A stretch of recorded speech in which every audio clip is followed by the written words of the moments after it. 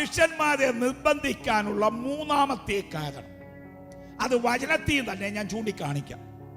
ഇതേ സംഭവം യോഹന്നാന്റെ സുവിശേഷം 6-ാം അധ്യായത്തിൽ വായിക്കും. 5 അപ്പവും 2 മീനും കൊണ്ട് 5000 പുരുഷന്മാരെ പോഷിപ്പിച്ച സംഭവം.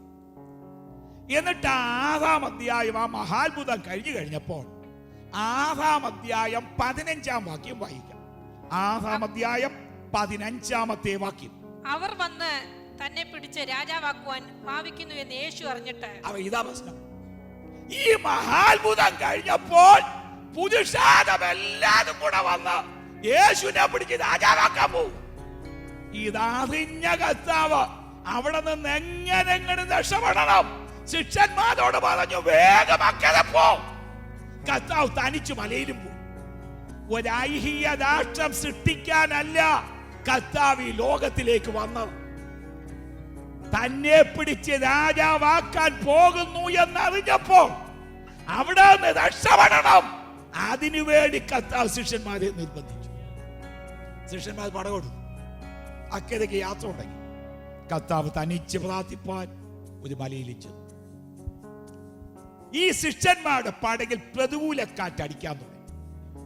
രാത്രി 4-ാം യാമത്തിൽ തന്റെ ശിഷ്യന്മാർ തണ്ടു വലിച്ചു വലയുന്നത് കർത്താവ് മലയിൽ നിന്ന് കണ്ടു. അങ്ങനെയെങ്കിൽ കർത്താവിന്റെ ഒരു കണ്ണു മാത്രമേ സ്വർഗത്തിലേക്ക് ഉയർന്നിട്ടുള്ളൂ. മറ്റേ കണ്ണ് ശിഷ്യന്മാരുടെ പടകിലാണ്. തന്റെ ശിഷ്യന്മാർ വല്ലാതെ വലയുന്നു എന്ന് കണ്ടപ്പോൾ മറ്റൊരു പടകെടുത്ത് തുഴഞ്ഞല്ല കർത്താവ് ഇവിടെ അടുക്കൽ വന്നത്. അതിവേഗത്തിൽ കടലിൽ മീതെ നടന്ന് തന്റെ ശിഷ്യന്മാരെ സഹായിപ്പാൻ നടന്നു വന്നെങ്കിൽ ദൈവത്തിലെ നീ വല്ലാതെ തളരുന്നു എന്ന് കാണുമ്പോൾ ഒരു മിനിറ്റ് പോലും പാഴാക്കാതെ നിന്നെ സഹായിപ്പാൻ നിന്റെ അടുക്കൽ വരുന്നവനാണ് നിന്റെ പ്രാണനാഥൻ. കർത്താവ് കടലിൽ മീതെ നടക്കുന്നത് കണ്ടിട്ട് ശിഷ്യന്മാരെല്ലാം കൂടെ വിളിച്ചു പോയി, ഭൂതം വരുന്നു, ഭൂതം. കർത്താവ് പറഞ്ഞു, ഇത് ഭൂതമൊന്നുമല്ല, ഞാനാന്ന് പറഞ്ഞു. എടുത്തുചാട്ടക്കാനായി പത്രോസ് പറഞ്ഞു, കർത്താവെ നീ ആകുന്നു എങ്കിൽ ഞാനും കൂടെ നിന്റെ അടുക്കൽ വരാൻ കൽപ്പിക്കണമേ. കർത്താവ് പറഞ്ഞു, ഇറങ്ങി വരാൻ പറഞ്ഞു. ഇവൻ 11 പേരെയും പടകിൽ തിരിച്ച് ഇവൻ വെള്ളത്തിൽ ചാടി നടന്നു. കാറ്റ് കണ്ട് പേടിക്കിയാൽ ഇവ മുങ്ങാൻ തുടങ്ങി. കർത്താവേ രക്ഷിക്കണം. കർത്താവ് ചെന്ന് അവന്റെ കൈക്ക് പിടിച്ചു തേച്ച് പറഞ്ഞു, അല്പവിശ്വാസം, നീ എന്തിന് സംശയിച്ചു? ചിലത് പ്രസംഗം ചെയ്യാൻ കേട്ടിട്ടുണ്ട്, നിങ്ങളും കേട്ട് കാണും. ഈ 10 ദിവസം നിലവിളിക്കാൻ കാണാം. ഇവ മുങ്ങി വെള്ളം കുടിച്ച് അങ്ങ് ചത്തുപോകുന്നുള്ള വെപ്രാളത്തെ നിലവിളിച്ച അങ്ങനെ ചിന്ത എനിക്കില്ല. ഇവ മുങ്ങത്തുമില്ല, വെള്ളം കുടിക്കത്തുമില്ല. കാരണം ഇവന് നീന്തൽ വശമാണ്. ഇവൻ ജനിച്ച് വീണ് തന്നെ കടലിലോട്ട്. ഇവൻ ഈ കടലിൽ കിടന്ന് ഒത്തിരി നീന്തിയെ അഭ്യാസിയ. ഒരു തെളിവ് പറഞ്ഞാൽ കർത്താവ് കരയിൽ നിൽക്കുന്നത് കണ്ടപ്പോൾ ഇവൻ പടകിലിരിക്കുക. ഈ കടലിൽ അവൻ നഗ്നനാക കൊണ്ട് അങ്കിയെടുത്ത് അരയെ ചുറ്റി ഈ കടലിൽ ചാടിയത് നീന്തി പെട്ടെന്ന് യേശുവിന്റെ അടുക്ക ചെല്ല. ഇവൻ നീന്തും. പക്ഷെ ഇവിടുത്തെ പ്രശ്നം നീന്താനല്ല ഇപ്പൊ ഇറങ്ങിയത്, നടക്കാൻ. നടക്കാൻ ഇറങ്ങിയ ഞാൻ നീന്താൻ പോയാൽ അതല്പം പ്രശ്നം. ദൈവത്തിലെ വിശ്വാസത്തോടുകൂടി പടകിൽ അതിൽ നിന്ന് ഇറങ്ങി ഈ കടലിൽ നടക്കാൻ നീ ഇറങ്ങിയിട്ടുണ്ടെങ്കിൽ മറ്റുള്ളവരുടെ മുമ്പാകെ നീന്തുവാൻ അവൻ ഒരിക്കലും സമ്മതിക്കത്തില്ല. കാലുകൾ കുഴയുന്നു എന്ന് കണ്ടപ്പോൾ 1 അല്ല 100 വട്ടം അവൻ തന്നെ ശാശ്വത ഭുജത്തിൽ നമ്മളെ ഉയർത്തിയിട്ടുണ്ട്. മറ്റുള്ളവരുടെ മുമ്പാകെ തല കുനിപ്പിക്കുന്നവനല്ല നമ്മുടെ കർത്താവ്. കർത്താവ് അടയിക്കുക, ശാന്തത വന്നു. അവൻ അക്കരെ എത്തി. എന്തിനക്കരെ എത്തി? ആ 14-ാം അധ്യായം 34, 35 വാക്യങ്ങൾ ഇനിയും ചേർത്ത് വായിക്കാം. അവർ അക്കരെ എത്തി ഗന്നേസരത്ത് ദേശത്ത് ചെന്നു. അവിടുത്തെ ജനങ്ങൾ അവൻ ആരെന്ന് അറിഞ്ഞ് ചുറ്റുമുള്ള നാട്ടിൽ എല്ലാം ആളയച്ച് ദീനക്കാരെയൊക്കെയും അവന്റെ അടുക്കൽ കൊണ്ടുവന്നു. അവന്റെ വസ്ത്രത്തിന്റെ തൊങ്ങൽ മാത്രം തൊടുവാൻ അനുവാദം ചോദിച്ചു. തൊട്ടവർക്കൊക്കെയും സൗഖ്യം. അക്കരെ എത്തിയത് ഒരു വലിയ ശുശ്രൂഷയ്ക്ക് സാക്ഷ്യം വഹിപ്പാൻ, ഒരു വലിയ ശുശ്രൂഷയ്ക്ക് സാക്ഷ്യം വഹിപ്പാൻ അവരക്കരെ എത്തി. 2-ാമത്തെ വാക്യം, സമയം അനുവദിച്ചാൽ ഈ വാക്യത്തിലേക്ക് പിന്നെയും മടങ്ങി വരും. 2-ാമത്തെ വാക്യം, അവരെരിഹോവിലെത്തി. യെരിഹോവിന്റെ ചരിത്രം നാം വേദപുസ്തകത്തിൽ ആദ്യം കാണുന്നത് യോശുവയുടെ പുസ്തകത്തിലാണ്. 2 തുടങ്ങിയുള്ള അധ്യായങ്ങളിൽ യെരിഹോവിനെ പറ്റി നമ്മൾ വായിക്കുന്നുണ്ടെങ്കിലും 6-ാം അധ്യായം 1-ാം വാക്യം ആദ്യം വായിക്കാം. യോശുവയുടെ പുസ്തകം 6-ാം അധ്യായം 1-ാം വാക്യം. എന്നാൽ യെരിഹോവിനെ ഇസ്രായേൽ മക്കളുടെ നിമിത്തം അടച്ച് ഉറപ്പാക്കിയിരുന്നു. ആരും പുറത്തിറങ്ങിയില്ല, അകത്ത് കയറിയതുമില്ല. മതില് പണിയുന്നത് തെറ്റല്ല. പഴയ നിയമകാലത്ത് എല്ലാ പട്ടണങ്ങൾക്കും മതിലുണ്ട്, മതില് പണിയും, അത് തെറ്റല്ല. ആ പണിയുടെ പിന്നിലെ ഉദ്ദേശത്തിലാണ് തെറ്റും ശരിയും വിശകലനം ചെയ്യപ്പെടുന്നത്. ഇവിടെ ഇപ്പോൾ ഈ പട്ടണക്കാർ മതില് പണിതത് ദൈവജനത്തെ അകത്ത് കടത്താതിരിക്കാൻ. സംഭവിച്ചതോ മതില് പണിതവർ തന്നെ ബന്ധിക്കപ്പെട്ടു. വാക്യം ശ്രദ്ധിച്ചല്ലോ, ആരും പുറത്തിറങ്ങുന്നില്ല, ആരും അകത്ത് കയറുന്നില്ല. ആര്? ഈ പട്ടണക്കാര്. ദൈവമക്കൾക്കെതിരായി ആരും മതിൽ പണിതാലും അവര് തന്നെ ബന്ധിക്കപ്പെടും. ഇന്ന് നമുക്കെതിരായി മറ്റുള്ളവർ മതിൽ പണിയുന്നുണ്ട്, ഞങ്ങളുടെ വീട്ടിൽ കയറണ്ട, പ്രാർത്ഥിക്കണ്ട എന്ന് പറഞ്ഞാരല്ല ദൈവമക്കൾക്കെതിരായി മതില് പണിതിട്ടുണ്ടോ അവര് തന്നെ ആത്യന്തികമായി ബന്ധിക്കപ്പെടുക. ഈ സമയത്ത് യോശുവയും കൂട്ടരും അക്കരെ എത്തി. യോശുവ 2 ഒറ്റുകാരെ ഈ പട്ടണം ഒറ്റുനോക്കാൻ അയച്ചു. അവൻ ഭാഗ്യവശാൽ രാഹാബിന്റെ വീട്ടിൽ വന്നു. ഈ രാഹാബിന്റെ വീട്ടിൽ 2 ഒറ്റുകാർ വന്ന വിവരം യെരിഹോ രാജാവിന് അത് വീട്ടു. അവന് പടയാളികളെ അയച്ചു, ആൾക്കാരെ അയച്ചു ഒറ്റുകാരെ പിടിക്കാൻ.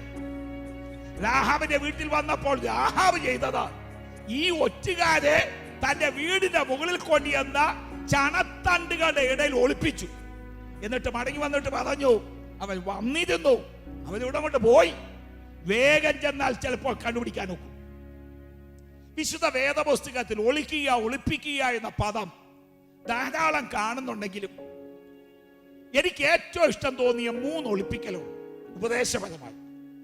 ഒന്നാമത്തെ ഒളിപ്പിക്കൽ രാഹാബി ഒറ്റുകാരെ ഒളിപ്പിച്ച കാര്യമാണ്. 2-ാം അധ്യായം 4-ാം വാക്യം.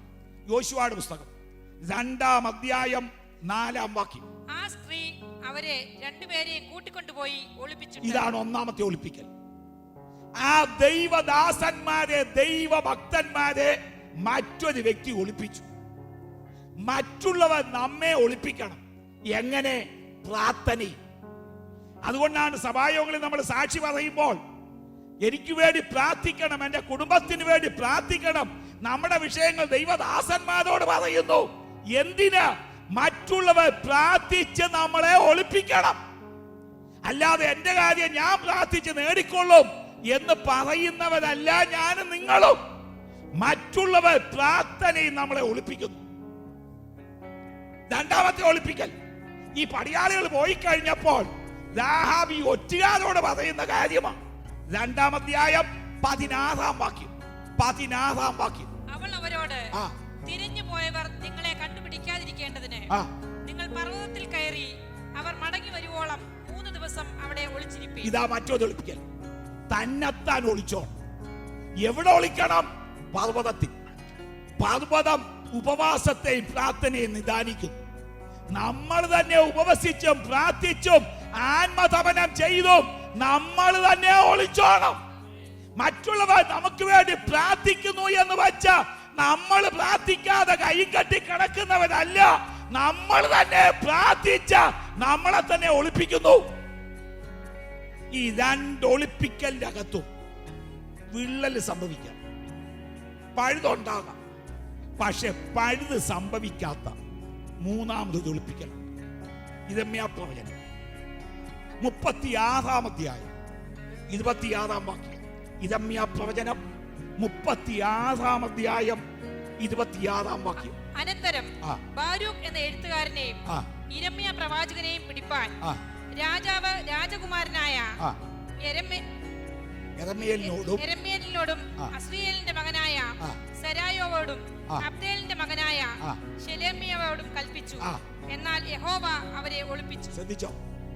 യഹോവ ഒളിപ്പിച്ചു. ആരെ? പ്രവാചകനായ യിരെമ്യാവിനെ, എഴുത്തുകാരനായ ബാരൂക്കിനെ. ഇവരെ അന്വേഷിച്ചിറങ്ങിയത് ആരാ? രാജകുമാരന്മാർ, അവരുടെ പടയാളികൾ ദേശം മുഴുവനും അന്വേഷിച്ചു, പിടികിട്ടിയില്ല. കാരണം സ്വർഗത്തിലെ ദൈവം ഇവരെ ഒളിപ്പിച്ചു.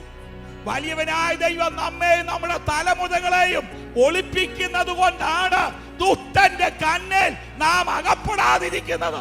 നമ്മുടെ കുഞ്ഞുങ്ങൾക്കെതിരായി വല വിധിച്ച് കുഴിയുണ്ടാക്കി കെണിയുണ്ടാക്കി അതിലകപ്പെടുത്തുവാൻ പിശാച് ശ്രമിക്കുമ്പോൾ നമ്മുടെ കുഞ്ഞുങ്ങൾ കണിവിട്ടൊഴിയാൻ കാരണം സ്വർഗത്തിലെ ദൈവം നമ്മുടെ അവകാശങ്ങളെ ഒളിപ്പിക്കുന്നു.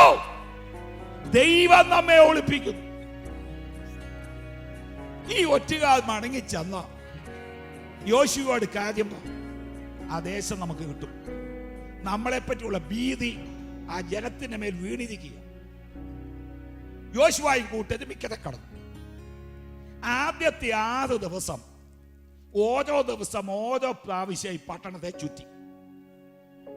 ഒരു പുസ്തകത്തിൽ ഞാൻ വായിച്ചത് ഈ എരിഹോ കോട്ട ചുറ്റാൻ എടുക്കുന്ന സമയം 2.25 മണിക്കൂറാണ്.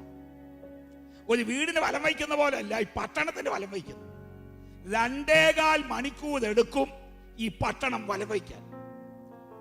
ഓരോ പ്രാവശ്യം ആദ്യത്തെ 6 ദിവസം ചുറ്റി. 7-ാം ദിവസം 7 പ്രാവശ്യം ചുറ്റി. അപ്പോൾ എല്ലാം കൂടെ 13 പ്രാവശ്യം. എന്നിട്ട് കാഹളമൂതി അവർ ഒന്നിച്ച് ദൈവത്തെ ആർപ്പിട്ടപ്പോൾ പട്ടണം അതിൽ വീണു. എങ്ങോട്ട് വീഴണം? വെളിയിലോട്ട് വീഴാൻ പാടില്ല. 30 ലക്ഷം വരുന്ന ഇസ്രായേൽ മക്കൾ ഇതിന്റെ തൊട്ട് കീഴെ വെളിയിൽ നിൽക്കുക. ഇവിടെ മുകളിലോട്ടായിരിക്കും വീഴാൻ പോകും. ഇനി അകത്തോട്ട് വീഴാൻ സംഭവിക്കുന്നതോ മല പോലെ കല്ലും മണ്ണും കിടക്കും. ഈ ഇസ്രായേൽ മക്കൾക്ക് അകത്തോട്ട് കയറാനൊക്കത്തില്ല. പട്ടണം അതിൽ വീണപ്പോൾ ഇവർ നേരെ പട്ടണത്തിലേക്ക് പ്രവേശിച്ചു എന്നാണ് വാക്യം. 6-ാം അധ്യായം 20-ാം വാക്യം. 6-ാം അധ്യായം 20-ാം വാക്യം. അനന്തരം ജനം ആർപ്പിടുകയും പുരോഹിതന്മാർ കാഹളം ഊതുകയും ചെയ്തു. ജനം കാഹളനാദം കേട്ട് അത്യുച്ചത്തിൽ ആർപ്പിട്ടപ്പോൾ മതിൽ വീണു. ജനം ഓരോരുത്തൻ നേരെ മുമ്പോട്ട് കയറി പട്ടണം പിടിച്ചു. അപ്പോൾ മുമ്പിൽ തടസ്സമില്ലെന്ന് വ്യക്തം. അങ്ങനെയെങ്കിൽ ഈ മതിൽ വെളിയിലോട്ടുമല്ല വീണത്, അകത്തോട്ടുമല്ല വീണത്, ഭൂമിക്കടിയിലേക്ക് ഇടിഞ്ഞ് താഴുക. ആരാധിച്ച ദൈവമക്കളുടെ മുമ്പിൽ ഏതികോ മതിലിനെ ദൈവം അപ്രത്യക്ഷമാക്കിയെങ്കിൽ നിന്നെ ഭയപ്പെടുത്തുന്ന ചില ഏതികോ കോട്ടകളാകുന്ന വിഷയങ്ങളെ നിന്റെ കണ്ണിന്റെ മുമ്പിൽ നിന്ന് അപ്രത്യക്ഷമാക്കാൻ പോകുക. ഭയപ്പെടുത്തുന്ന വിഷയങ്ങൾ കണ്ണിന്റെ മുമ്പിൽ നിന്ന് ദൈവം തുടച്ചു മാറ്റും.